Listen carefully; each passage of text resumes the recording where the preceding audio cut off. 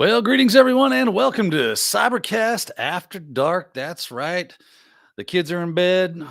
It's a little mom and dad time for us to lay back, sit back, talk a little bit of cyber. We got a great guest today. I am stoked to have my main man, Joe Hudson from TCM-Security, joining us this evening. He is a great dude. He's just an awesome person. And he knows a lot about cybersecurity. He knows a lot about the business. He knows a lot about the work and the stuff that he does with TCM. Obviously, big fan of TCM. They do great things, have been doing great things. So I am just amazed that he had the time to come on and super thankful that he was willing to join us tonight. So hopefully everybody is stoked and ready to rock. I hope you're doing great. And we're going to talk some cyber stuff tonight. Let me go ahead and bring Joe on in. Joe, how you doing, What's up, man? I gotta admit, my son is not in bed. He's sitting over there eating the pizza that I just barely made right before we hopped on. So, unfortunately, Dad was not in full effect tonight. So, you're guilty. My son is in my bed right now watching. I think he's watching The Iron Giant. So, Solid choice, actually. You know what? Let him pass, man. that's right. Right. Every now and then, you just gotta let the kids be kids and do their thing. But man, I am thrilled to death that you're on here tonight.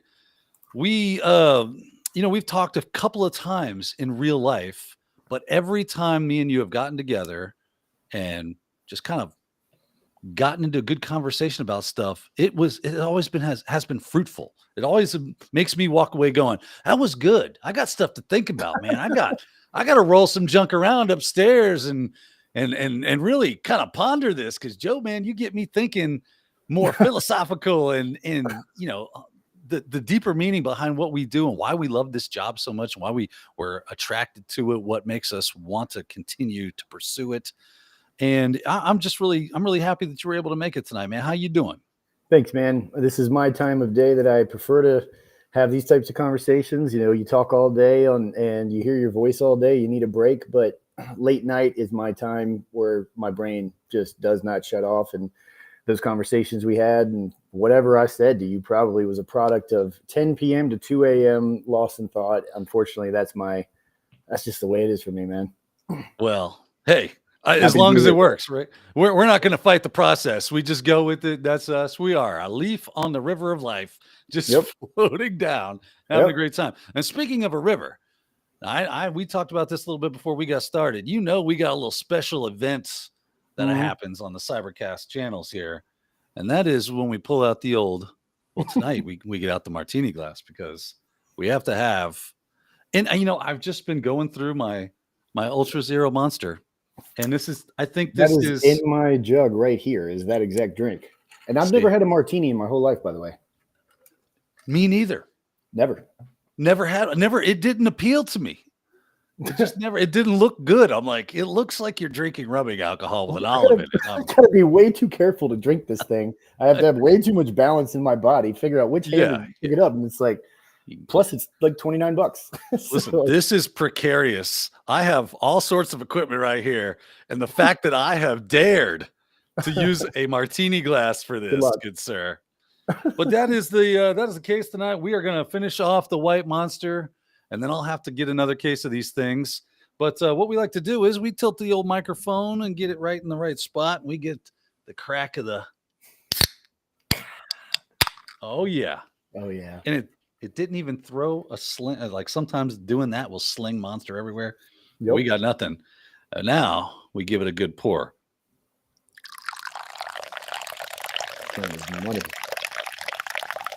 Oh, this microphone is being baptized right now. Oh, the splishy splashies. It got me in the face. Oh, I dare not go any farther.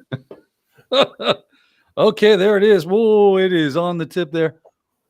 Only guy ever in the history of the world in a Led Zeppelin t-shirt to pull that move right there. Listen, John Bonham is looking down going, I approve. Like, I don't care what you pour it in. Yeah, as long as you're getting a good drink and you're enjoying yourself. And we love the Monster around here. Unfortunately, they have yet to reach out to us and say, hey, I see what you're doing and I like it. Plenty of time, man. Yeah, they could have me just swimming in cases of Monster. And Yep. Monster, I would wear Monster shirts, Monster hat. I would Yep. look like a 2000s extreme commercial. Yep. It's like that Like, scene in Wayne's World where Garth is fully dressed in Doritos or whatever. He's and like, Reebok. It was Reebok. yeah, Reebok. He's like, some people just sell out, and that's just really sad, you know? Yeah. It's like people only do think for money. And Yeah. that's just sad. It's just sad. Yep. Decked out white Monster. It is indeed, but we love the Monster around here. It is tasty. This is a lot easier for me to drink, I bet, out of this than that. Oh, I guarantee it. I'm already spilling things everywhere. You I'm look like sophisticated, though. I will say, Well, you thank do you. look sophisticated. Thank you. It fits I you well, appreciate man. that. Oh, stop. Stop. All right. Let's check in with the chat. Let's see who's joining us tonight. Let me see here. I got the chat right in front of me because I'm trying a new setup here tonight. But let's see here. I know that I see CJ in the house already, and I know we got people in Discord as well. So I've got multiple chats to keep an eye on. But Sierra Montgomery's here. It's always nice to see you, Sierra. You are a friend of the show and Crack me up today as well. Yeah, crack me up today. she is fun. She is fun. We got Alicia Parkinson, of course. Wayne's Real World, always in the house. There's my wife, Mrs. Lowry. I'm so glad you're here, babe. Thanks for keeping an eye on the kids while me and Joe have a convo. Who else is in here? Christopher Ursino. Oh, that's an interesting last name. I like that. Who else? Come on here. Scroll bar. Yeah, Ursino man. We got Scotty. We've got CJ, my boy CJ from way down south in Florida. Irene Conrad has showed up. Good to see you. We've got let's see here. Who else? I thought I saw Whitehead Sheepdog in the house as well. That might be another thing. Oh yeah, there he is. I knew I saw some stuff. Now that does bring up some I don't want to get too crazy and I don't want to put you in an uncomfortable position, but I think he did ask a question about how you feel about the TCM acquisition. I mean, I think they probably are asking this question because they know that I've been through that kind of thing and that it didn't go so hot for me, right? But you're kind of a couple years down the road on this already, and it seems like TCM is holding pretty strong. What is your thoughts on this? How do you feel about that? And why does this tend to go wrong for us in a lot of businesses? Definitely came out swinging, but I appreciate the question. And I think it's a fair question that plenty of people have probably wondered about. And, an acquisition, it can go a lot of different ways, obviously. It's hard, probably no matter what. Even the good ones that go perfectly are probably very hard for a lot of people. You have to get used to new faces and new people, new technologies, new email, new tools to do a chat, whether you're on Slack or Teams or Google Meet or Zoom or whatnot, new systems, new invoicing, new processes. It's a lot to learn. And one thing I can tell you from that is that it can be really easy to just bundle it all together and let that be representative of your stress if you want to choose to be stressed about it. I mean, change is just not something that's really easy or welcomed by a lot of people. And so I think that if you go into an acquisition with an open mind that, all right, I'm here to take on whatever's coming my way. And as long as the people are good, I'm down, and you got to build trust with these people. Like I even had a conversation very early with some of the new leadership where I said, hey, I respect you by default, essentially. I'm still getting to know who you are and learning who you are, but based on someone's position, I told them in that meeting, I remember saying something to the tune of like, hey, just a kind of a reminder that our team is still getting to know who you all are. And we will respect, out of just default, but like you still kind of got to prove yourselves, to our organization that you're about what we're about. And TCM is obviously we have a very strong personality. We kind of know what we're about, and we know what, like, we've stayed about trying to be good for the community and trying to be a connector for the community and just be like a resource that not everybody, but at least most of the people that come across our paths, they come away and go, I like that group. Like, I feel like they try to take care of me. I feel like they care. I feel like they listened. And that part was kind of non-negotiable for our organization. And I can tell you from my view, we work with a lot of people that want to get to know more about what we do and how we do it and embody a lot of what we bring to the table. And I think that that's why they acquired us in the first place, is because they thought it was a really good thing. So it's got its bumps and bruises, just like any I can't sit here and say that everything's been perfectly smooth, but that is what comes with the territory. I feel like we've got a lot of people that are on the same page about wanting to get to that final stage. And so it's a good question. I think about it a lot, but I choose to just try to enjoy and learn from a lot of stuff. I've been exposed to so many things, man, that I've only talked to hundreds of people about them going through it. So when you get a chance to go through it yourself, you just choose to say, yeah, it's not a big deal, Yeah. Figure it out. It's funny when, the whole, we refer to them as the place that shall not be named.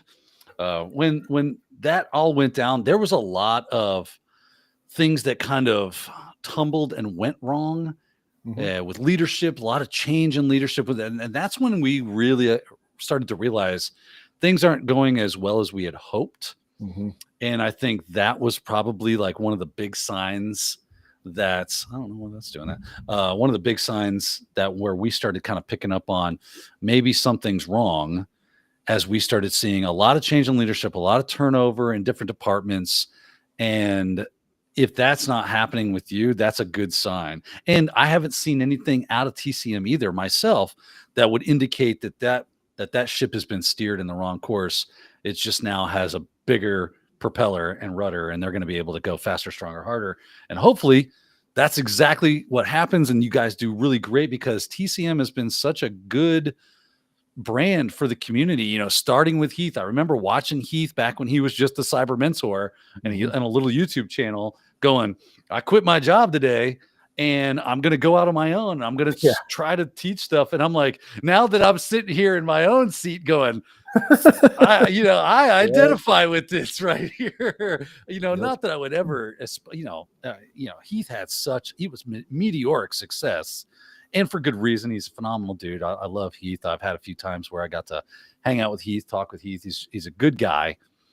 And, I just want to be able to teach people cybersecurity, make enough money to pay my bills, have a little extra for some fun stuff and, put away for the retirement or buy the kids new cleats or that kind of thing. Just live a normal life. And we've talked about that. So I see these acquisitions. I know a lot of people are very anti VC, anti-PE, and I get it. I get that because I've been through it. I totally understand the hesitation to see companies, and it can go wrong. We've totally seen it.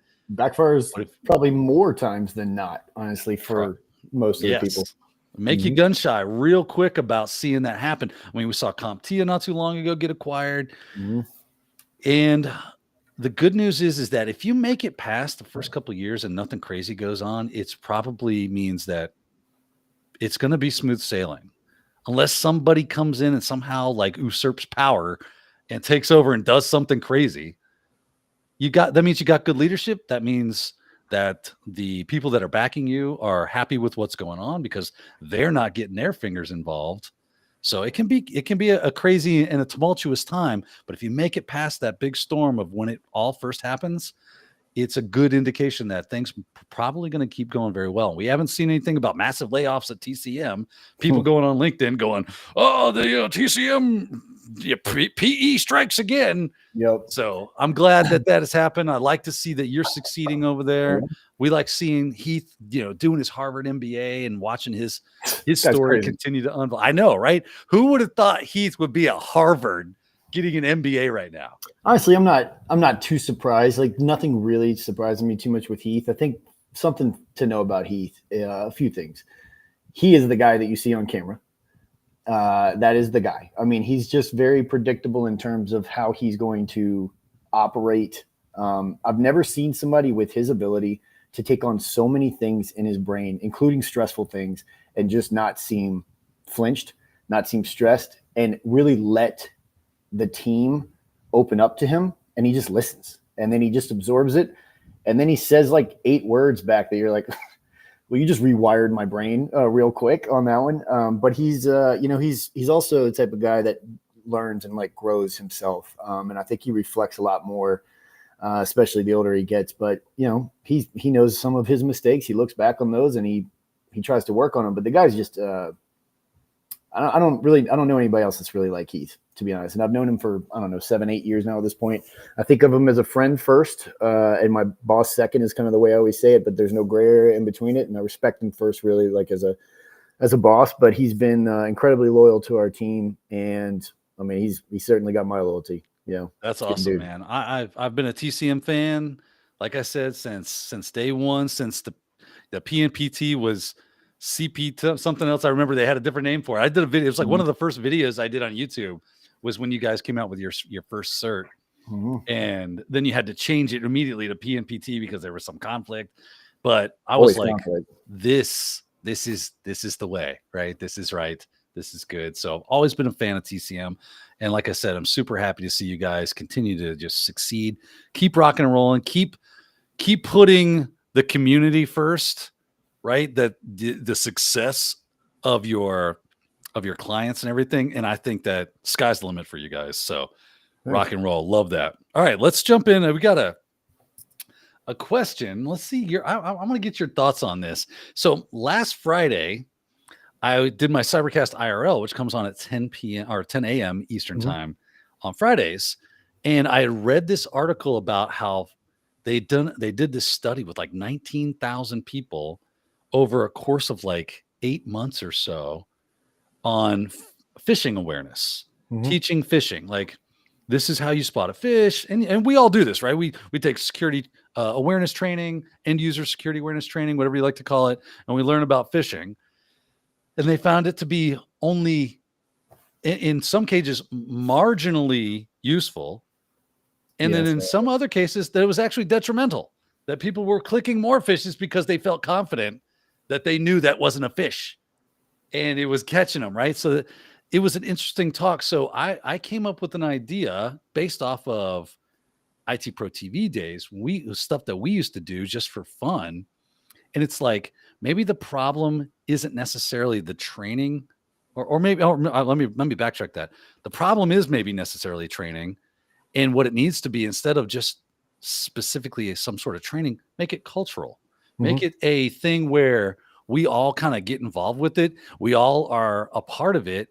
And I was talking about this, and someone today in my Discord was like, hey, we should do that here in Discord. Can you make a channel? I made a channel like that where you take your, how many times you get a phishing link every day? Like, or a month? Well, I got what I thought was one the other day, and it was an invitation to an RFP. And I was like, I'm not falling for this. Turns out it was legitimate, and I almost just skipped an entire deal. Maybe I'm a little too programmed, but I get attempts in my messages from sales pretty regularly. Right. Pretty regularly, right? So what we do is we make a channel in your Teams, in your Discord, in your Slack, whatever communication channel you're doing, and you make it about phishing. You say, hey, if you think you got a fish, pop it in the channel and everybody can kind of look at it. And now we're like kind of group discussing this thing. And of course, you know how some of them are. They're just horrendous. Like, if you don't think this is a fish, then we've done something wrong, right? Like, it's so bad. And it just kind of starts to build that whole community around, hey, it's cool to say, look at the fish I got today. And then everybody go, I got one too. And maybe somebody is watching that and goes, I got that exact same thing. I didn't realize that was a fish. So it becomes more of a tribal thing that we all kind of get to do together. And I think that might be one of the keys to kind of cracking this thing open is, and I would love to get your take on this. What are you guys doing at TCM to kind of fight that? Is it just that standard security awareness training? I mean, you're a security company. You got to be a big target. So what's going on? And how can we, as average everyday Joes, kind of like get around this stuff? I think your idea that you just said it's a phenomenal idea that organizations that have struggled should try. I mean, I think it'd be pretty fun if you had almost like a competition at work to see who could come up with the most creative phishing scenario that you're going to use on teammates and make it kind of a game or a tournament. Anything that you can do to make it feel like less of a task.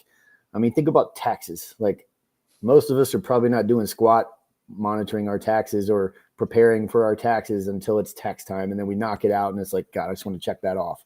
And I think a lot of orgs, they treat that way. You got KnowBe4 in organizations that are supposed to help you know with this all the time. There's a company called Hook Security that I've talked to some different orgs that use Hook Security, and they say it's really entertaining. But at the same time, people are going to keep clicking. And that study that you were talking about, I saw that study. I mean, that evidence is pretty convincing. I don't think that this is something where we're talking hypotheticals now. We're knowing that these things are not necessarily working. And these trainings, I mean, honestly, man, the problem, in my opinion, is it kind of goes back to like the school systems. We sort of teach something and we want people to recognize it and remember it. And then it just sort of flies out of the brain, once it's out of sight, out of mind.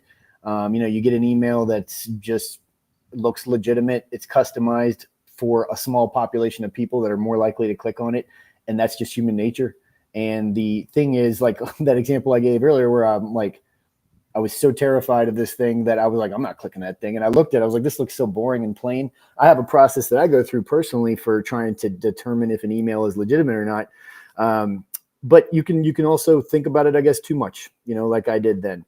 I think your idea of making it more involved and taking away that fear of this is going to cost me my job or whatever, because you got the cops out there, so to speak, in organizations where they're cracking the whip on people that have actually clicked in an email. And we get calls sometimes about social engineering, and they go, we want you to target our repeat offenders.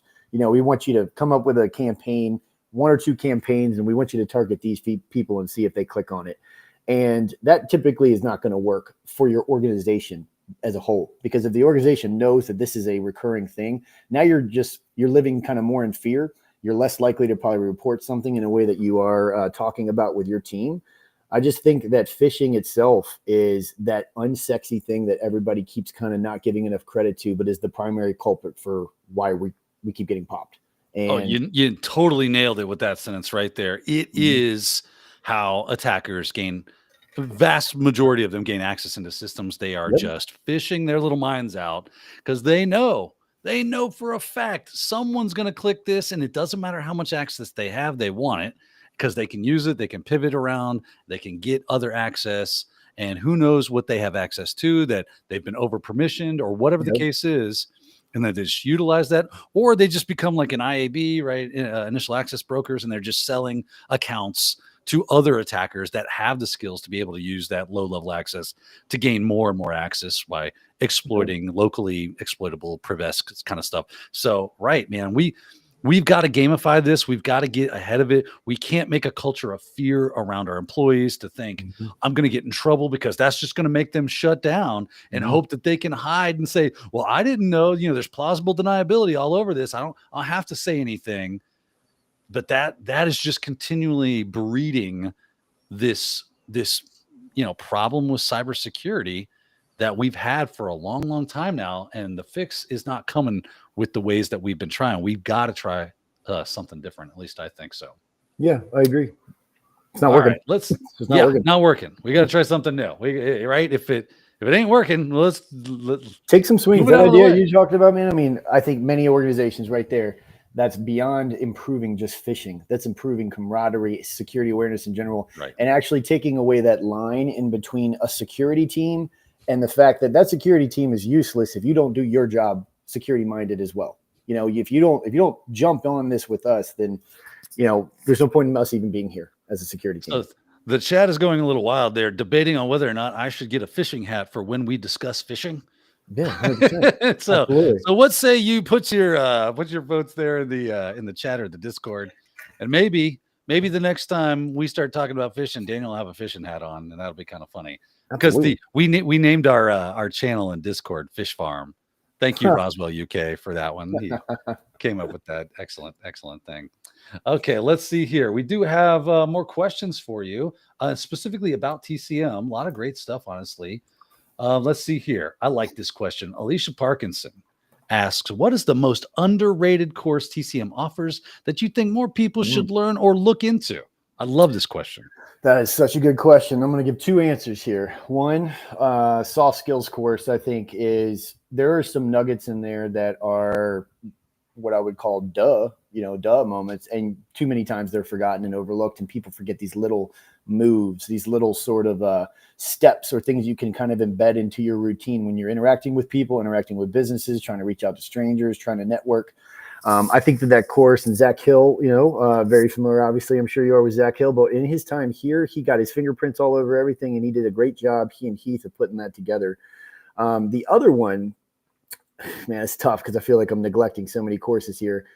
The other one is more forward thinking, in my opinion. That's the IoT course that Andrew Bellini came up with. And the reason I say that is because the stats, he's got the stat that I just think is kind of mind blowing. Right now, we have about 15 billion devices on the planet, things. And by 2030, we'll have 30 billion devices on the planet. We don't have remotely anybody out there that's experts in this, like just such a small population of people that are experts in understanding IoT and understanding the security behind it. And these products are going to get pushed out like left and right at ludicrous speed without proper security measures. And what's going to happen is they're going to be all over the place. We're going to start living in our houses and have cybersecurity houses, so to speak. But these businesses and organizations with all of these things that they have connected, and they're just hooking them up and they're using them and they're connecting XYZ to it.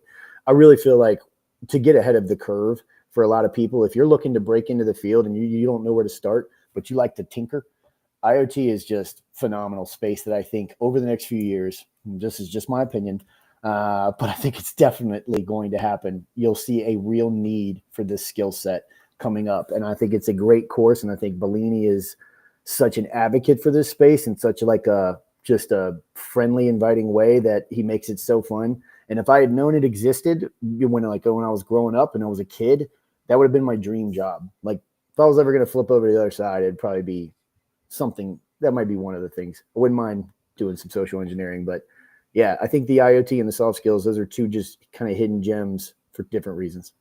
Great answer. Obviously we understand that soft skills are one of the most important pieces to the cybersecurity job role, is to be able to effectively communicate verbally and orally the problems that are going on, what we're going to do to fix it, how we can get around it, and how it impacts businesses. If you can speak to somebody at the upper levels that isn't a tech person about how that works and what you're going to do and how you can help and things of that nature, listen, you are going to be their savior, their white knight, or whatever you want to call it. They're going to love you. They can't get enough of that kind of stuff. Those are the kind of skills that's very difficult for a lot of us that are more tech leaning, because we're more worried about the technology. We like that. And we can tend to really unfocus on, I need to be able to talk with people. I need to be able to have conversations and convey information in a way that's meaningful to people that don't do this and don't understand it. And then IoT stuff, preach, brother, preach. All right. I did a course on hardware hacking and IoT, getting into that stuff. It's a lot of fun. Literally saw a job the other day because I like to peruse Indeed and things of that nature just to kind of see what's out there.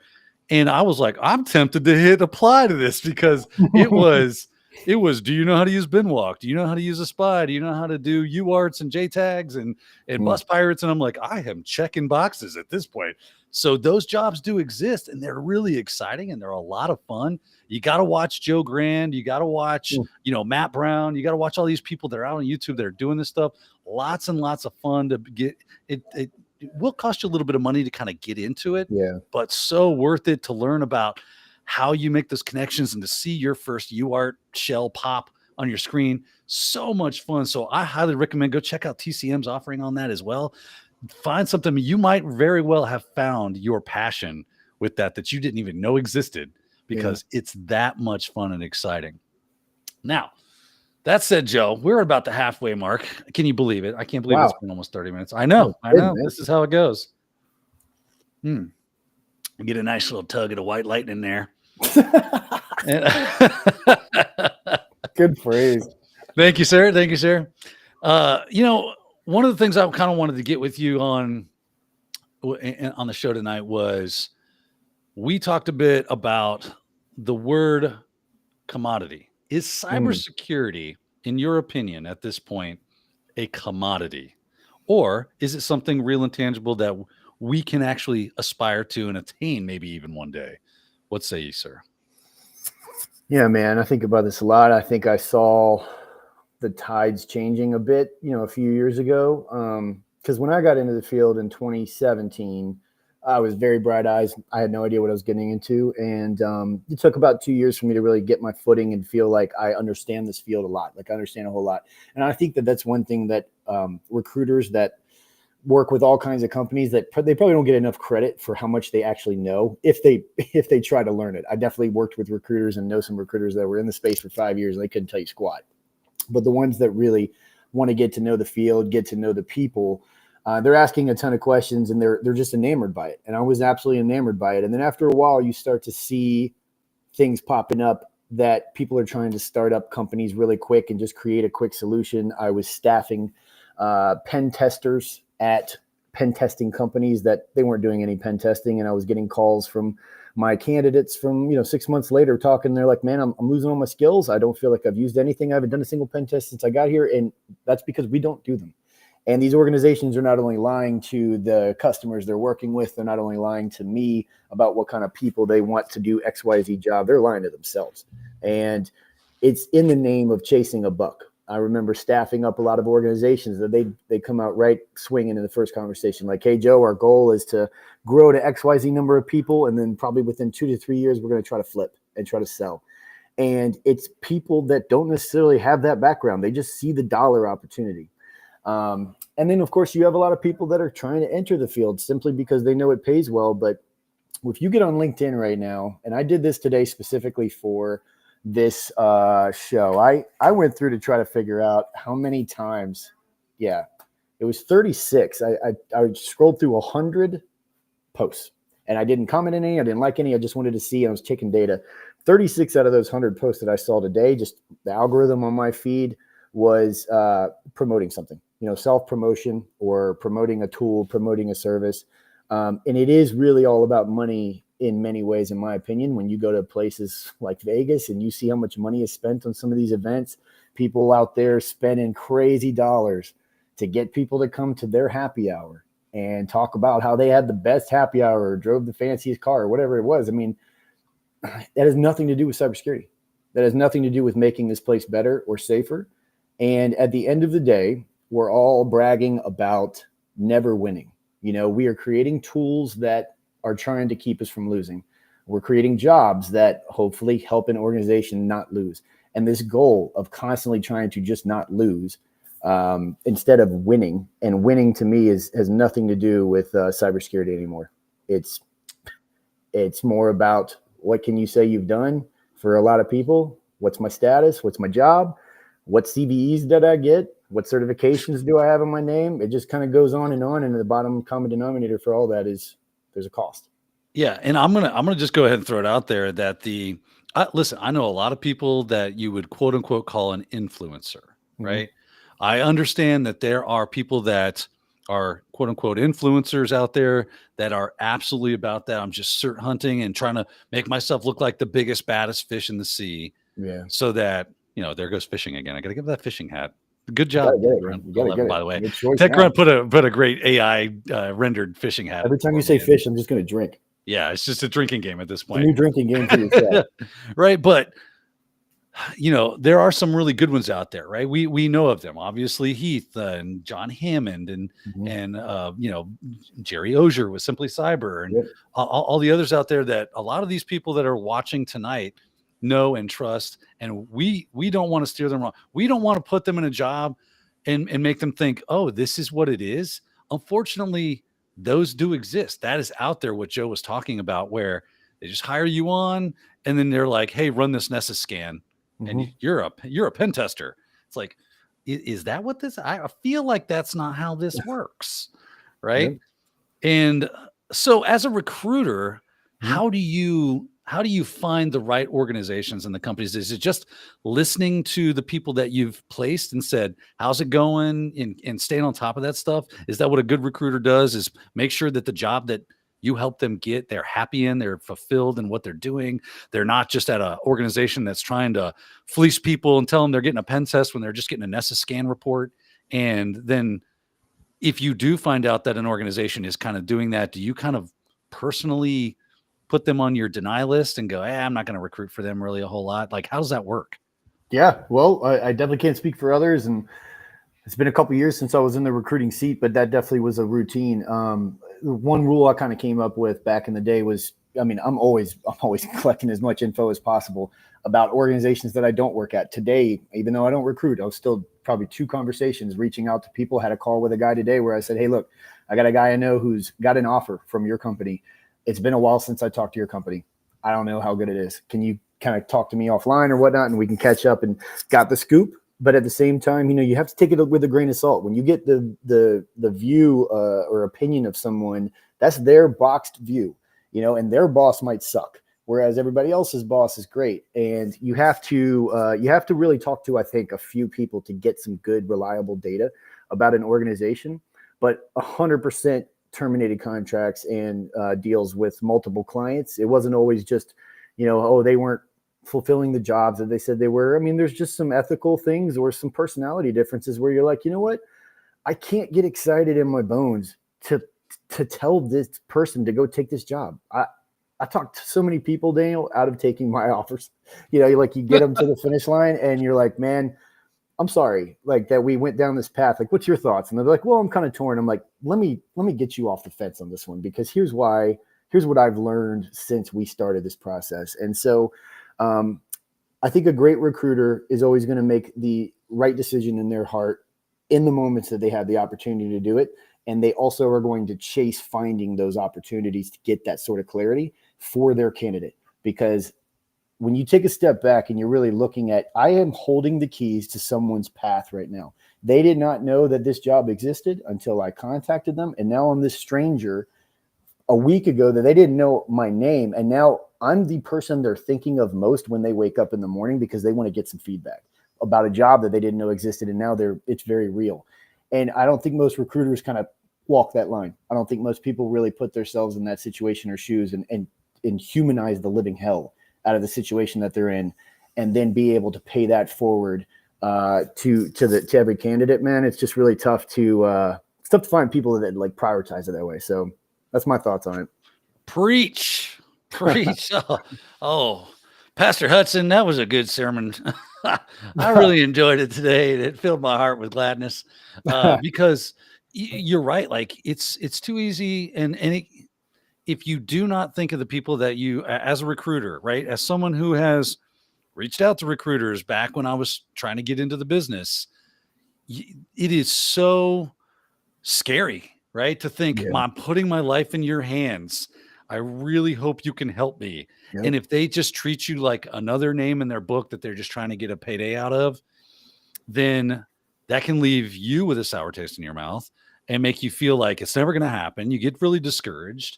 And then, that's not a place where people should be. They should always get with someone. If you ever get a bad feeling about a recruiter, anybody that's listening, just go ahead and say, hey, I appreciate you trying to help me out. I'm going to skip on down the road and go find someone that does what Joe was talking about, humanizes you, cares what you think and how you feel when it comes to the anxiety and everything that goes along with them trying to help you get work. I used to say this about help desk, right? When you start on a help desk, when I first started on a help desk, it was easy to see them as almost my adversary. The end user calling me up and giving me another problem. I remember thinking, this is what they don't tell you about being on a help desk or a workstation support, is that every computer you work on is broken. like none of them work. Right.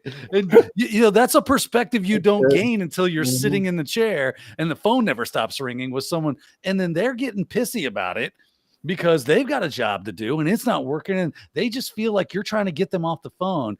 And then I remember coming to the epiphany of, oh, right. We're at odds. This is wrong. Stop. Stop the music, lift the needle, get back. We're in this together. Mm-hmm. I'm on your side. I want you to succeed. So let's get to it and know that I'm not giving up on this issue until we have a solution.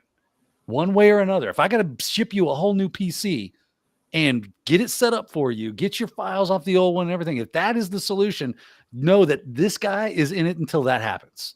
And you got my number, and that's what's going to happen. So I want to see that from my recruiters. I want to see that from people that are trying to help me get work, that we've got a problem. You don't have a job. Cool. I'm in it with you. We are in this together. I will find you work that you enjoy and will give you some satisfaction and a payday so that you can pay your bills and you can stop fretting, you stop worrying about that stuff. So that's what I've always really appreciated about you, Joe, is that you've always had that, like, it's heir apparent. Anybody that gets around you for 5 minutes and listens to you talk about this stuff, you can see your passion. They see that these people are people and you want to help. And that's a rare thing nowadays, unfortunately. And that's probably why people you got this charisma about you because of that people want to kind of flock to. And I enjoy that. I'm happy to give you a soapbox to stand on and a mouthpiece to say it to let people know, go find those recruiters that are doing that for you out there. Now, that said, we got some questions about skills. What kind of skills and things of that nature would somebody in the cybersecurity space, would a recruiter be able to really work with? This one comes from, I haven't heard of this guy before. His name's Tyler Ramsby. He says the top skill for, yeah. He says top skill for cyber is rapping. Is true or false? Is this fake news? I mean, I think if you can rap, you're a very creative person. You're probably good with words. Your writing might suck, but verbally you can get by. You can think quickly. If someone's going to insult you, you may not use it right then, but it's always in the back pocket. I don't think that he's wrong. There's patterns in there. You have to plan. No, I think every rapper I've ever met in cybersecurity was hireable, for sure.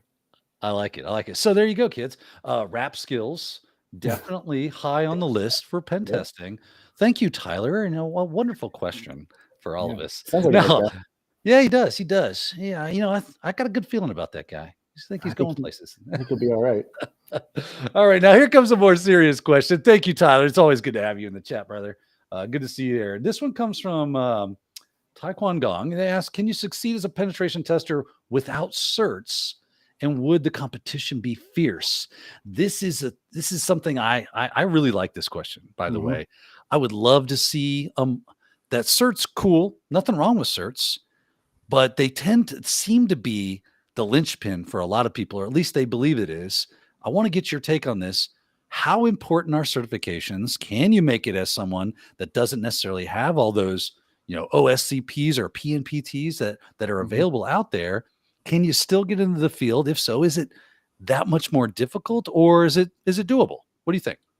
Absolutely doable. Not every woman out there wants someone that's tall, dark, and handsome. There's plenty of managers that are looking for people that remind them of themselves and the path that they came through. Just right place, right time. There's more luck than studies involved in getting a job in penetration testing. 100%. You'll see people talking about, you need to network, you need to know people, who you know is better. It's like, yes, that's because it's true. Like, it 100% is true.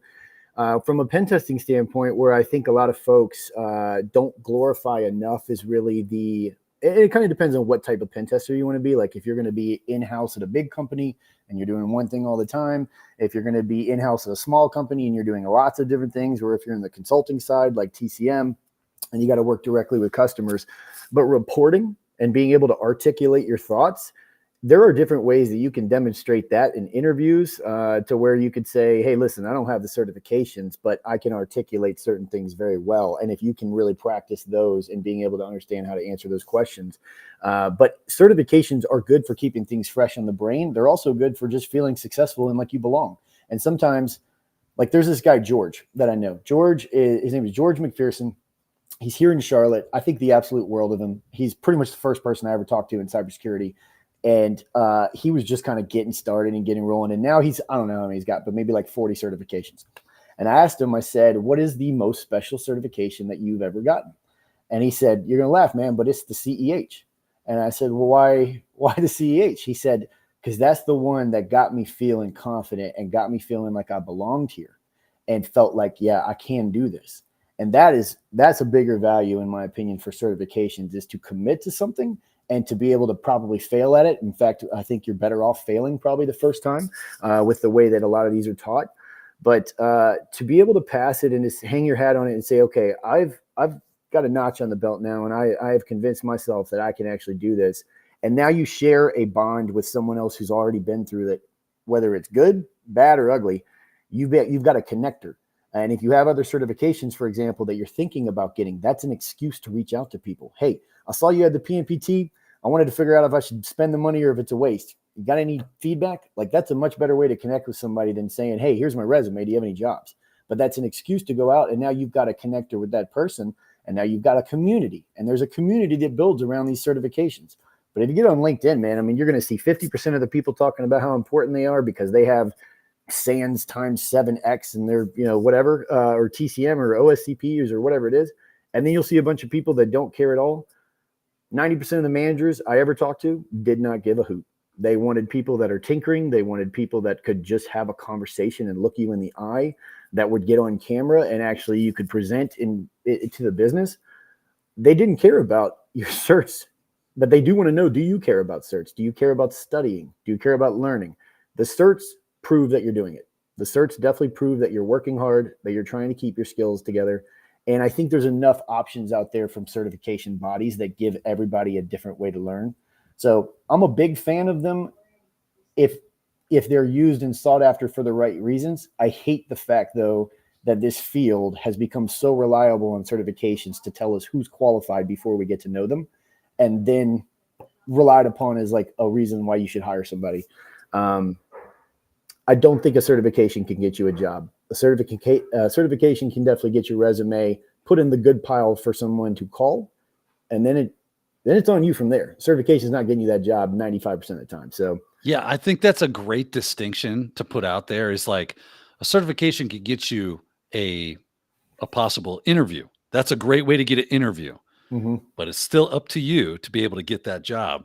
You could walk into that interview and bomb horribly because you didn't work on your soft skills. You didn't work on what you're passionate about. You didn't bring that person to the table and present it to that organization as someone that would be an asset to have. The certification was just a proof that you are someone who's out there learning every day, trying new things, passionate about the thing. And to that point, we had some love for TCM, and I love this as well. That's why I brought this up. White Hat Sheepdog says, I appreciate TCM-Security offering a second chance on tests.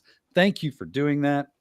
Talked about that a lot this week, actually. That is a very important part of our soul of the company is there. I think the phrase is, we don't profit off of your failure. And really that to me is like non-negotiable. That's such a great philosophy.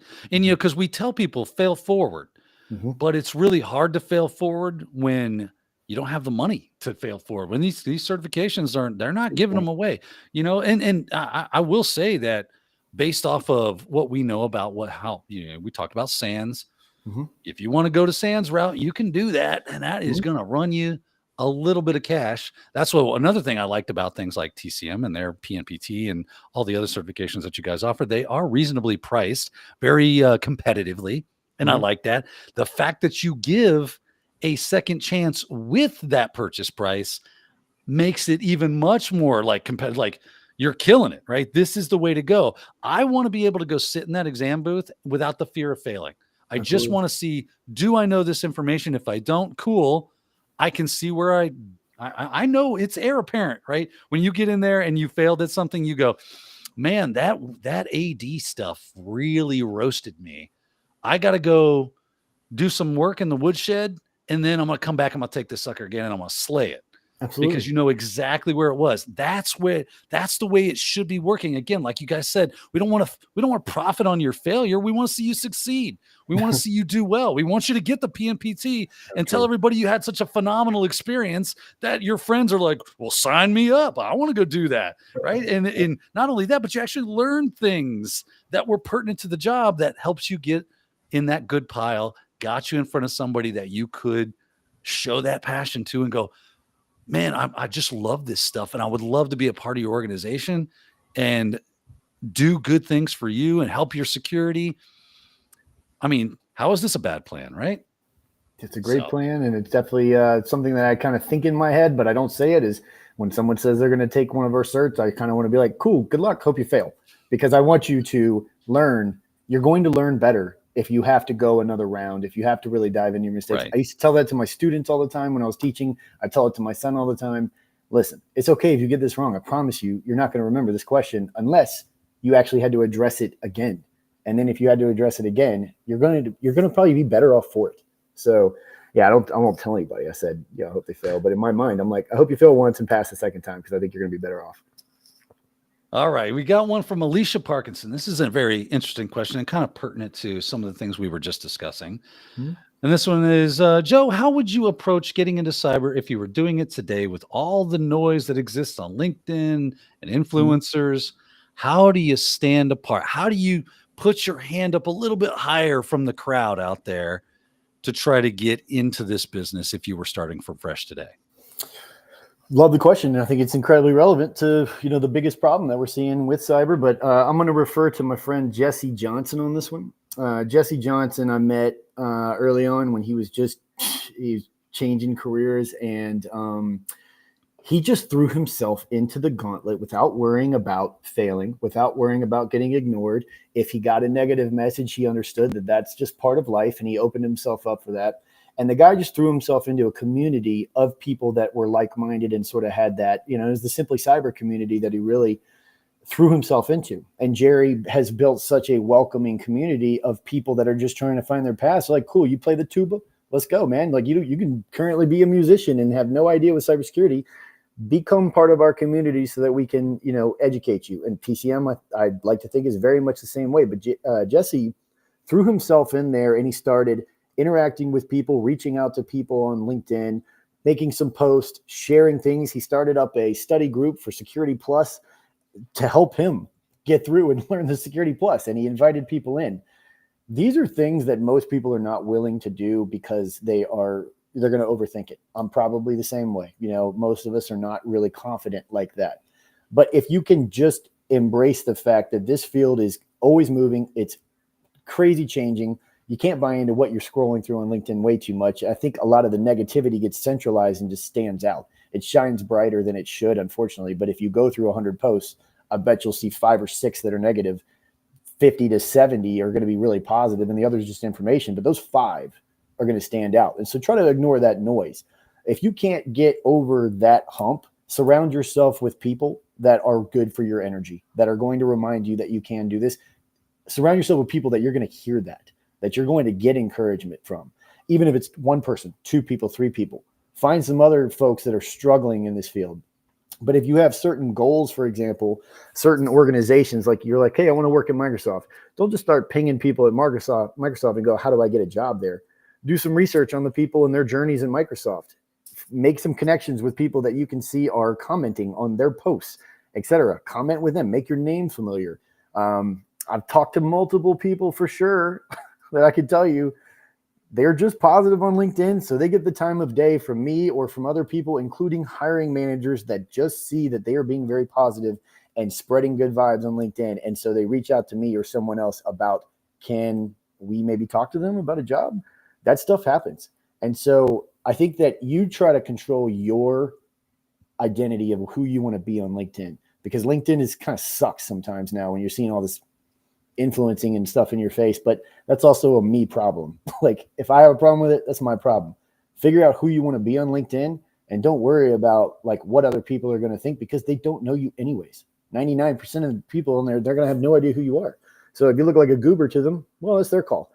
But become who you want to become, I think, as soon as you can by throwing yourself in there. Don't worry about the pride, but definitely surround yourself with a couple people that are going to lift you up, because you're going to need it. We all need it.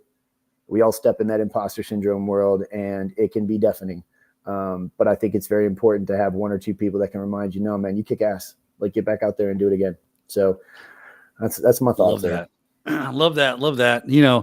LinkedIn used to be a place like I remember when I first got into LinkedIn, I was told, hey, you got to get on social media a little bit, because I was the anti-social media guy, right? I was like, no, that's for kids.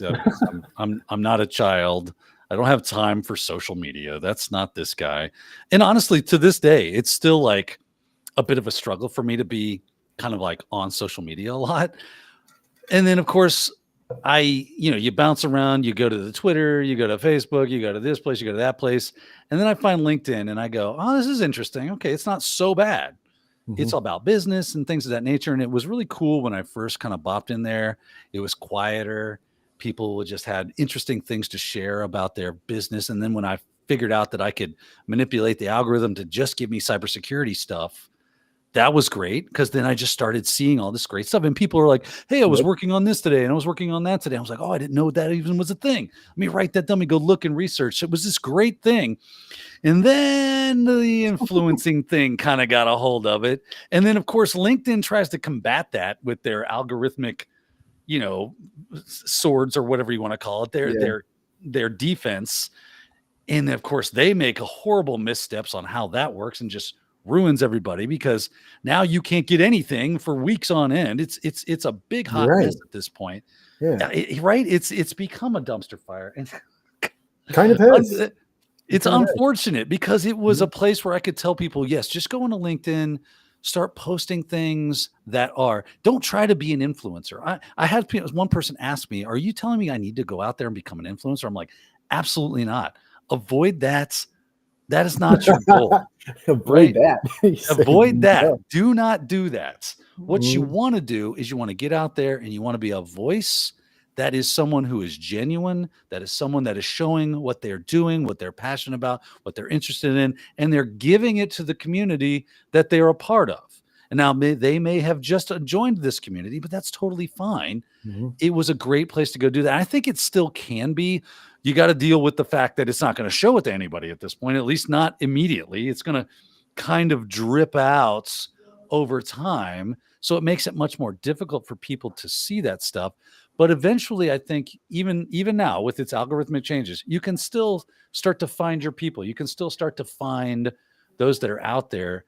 And for better or for worse, I love what you said about, don't reach out to companies going, hey, give me a job. Reach out and say, love what you're doing. Reach out and say, this is great. I read this article. I never even knew this was a thing. I'm super impressed with this. You guys are doing great. I'm following you. Keep up the good work, and engage with those companies that you think are doing something interesting and meaningful. And then Then you hopefully who knows? yeah, right. Then when a resume of yours hits their doorstep, they go, hey, I know this person. I know his name. I've seen that before. Mhm. On LinkedIn, right? So that's really where I was hoping that LinkedIn, hopefully they can recover. I think that they've realized they've made a few mistakes here lately. And I've heard that they're trying to back that trolley up a little bit, get the train back on the right tracks, and hopefully they're able to do that. I don't want it to become, because you see all these people out there. I loved Alicia talking about how they do things that they know are going to get a lot of views and a lot of likes and a lot of things of that nature. I don't do that. What I try to do is share meaningful information, right? I do Yep. share that, like my show is happening, right? Come and watch Joe, but it's specifically so that you can see and talk to Joe and get those questions that are in your mind out and have him answer them, and converse with the other people that are in the chat. And this is a community thing. This is the only reason I do both my live shows, is so that we can discuss stuff as a community. And now that we've got After Dark, we get people like yourself to come on and lend another voice, someone who's been there, done that, got the t-shirt, they're out in the fray, and can kind of help us push away. I like how Alicia said that, the noise, Mhm. and let's just get down to brass tacks on what's going on, what can we do, and how can we work it. So this has been a great topic of conversation. Thank you, Alicia, for such a great question. Yeah, it's a good question. Let's see here. We got time for maybe one more. Let's see here. Roswell, UK. You got this one. Is there any point in getting certs when you're 50 years old, 20 plus years experience in solutions and systems, and trying to get a cyber role? Asking for a friend. Yeah, if you're interested in it, I mean, I really hope that when I turn 50, I mean, I'm early 40s, but I hope when I turn 50, I'm really interested in something that calls my name enough that I want to go learn about it. And if there's certifications in it, I'll probably be interested in those. I don't think that answer is going to be the same for a lot of people. I have friends, really good friends, that their goal is to stay in their job for the next 15 years and retire and love life and simple. But when I turn 50, I really hope that there's something calling my name and that I really want to go dive into it. If you're going to try to pivot into a field that is screaming certifications are really important, you better get on board. Unfortunately, it doesn't mean it's going to work for you.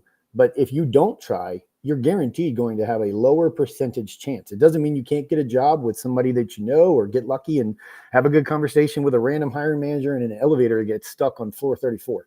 Like, that could happen, yes. But the odds are that if you're pivoting and you're 50 years old, you're already competing with a bunch of kids that are coming out of college, a bunch of people that think they're the greatest thing cybersecurity ever spawned out. But you're also competing with a lot of people who are quitting on this field. You're competing with a lot of people who are giving up. If you stay locked in on this and you stay focused, you're going to have life experience, career experience, business sense, solutions and systems knowledge that so many people have cut corners on or just haven't had the ability to get yet. That is a sizable advantage. And then when you pair that with certifications, you'll find out how hungry you are about this. I think something will catch your attention to a point that you just become obsessive over it. Or if not, then maybe your focus is on the wrong area. But if you're not at least trying certifications while you're pivoting into a field that says it's this important, you're behind the curve. Like, I definitely think you should. There you go. You got it straight from the horse's mouth tonight. Well, Joe, this has been a fun conversation. I really appreciate you showing up tonight, my friend. It goes quick. It goes real quick. I know we could honestly, there were so many questions. I always feel bad. I always feel like I let my viewers down, not getting to every single question. I'm furiously scrolling through, trying to find everything and putting it in the chat. And thank you so much for Wayne's Real World. He's always in there trying to help me see those things. He'll spam me with stuff. Say, hey, so-and-so's asking this question. Check that out. Check that out. So we really appreciate his efforts. Just send me questions that I can answer through LinkedIn, And then, by the way, on LinkedIn, it says follow. I don't give two craps about the follow button. And I don't understand why it doesn't just say connect with me. Maybe send a little note, or as soon as I accept it, send me the note afterwards. But the connect button is where the magic's at, not the follow button. Well, you heard it here first. And that's a great way. So LinkedIn is a great place to see what you're up to, follow what you're up to. You want to, pitch anything you got coming up, or talks or places you're going to be that people can kind of connect with you with as well? Well, Simply CyberCon for sure. Last year, I got just a really fun opportunity to kind of partner with James McQuiggan, and we sort of emceed the event, and it was such a wholesome, I thought, fun event. I'm really looking forward to that again. It's early November. I believe I'm going to miss Wild West Hackin' Fest this year, which that has been sort of my therapeutic trip every year, but I've got a family trip I think I'm going to do. But if you see me on LinkedIn and you see my posts, they probably were scheduled a week or two before. I was lost in thought, like I said, between 10 p.m. and 2 a.m. I'm always open to thoughts, and if you disagree with me, I'm totally down for that too. So feel free to DM me if you got some different thoughts and you just want to kind of talk or banter a bit. So yeah, LinkedIn's still my jam. Awesome. Yeah, I'm still pretty busy in LinkedIn too. That's kind of my main thing. And I got one last thing from looks like someone's getting called out here. Jesse Johnson.